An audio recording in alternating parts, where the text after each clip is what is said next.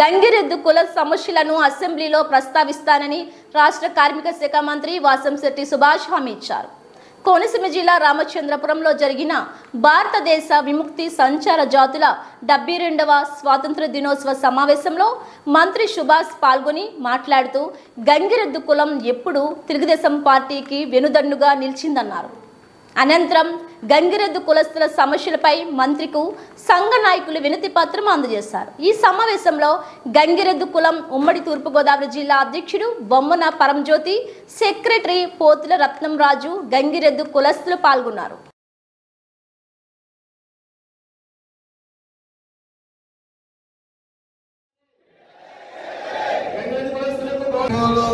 ఎవరికైనా సరే ఆరోగ్యశ్రీలో కవర్ అవుతాయి.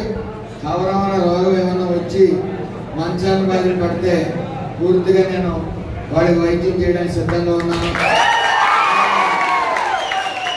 మీ యొక్క సంఘంలో పిల్లలు చదువుకుని ఊపుకుండి ఆర్థికంగా ఇబ్బంది పడుతున్న వాళ్ళని నేను చదివిస్తాను, అందులో సందేహం లేదు.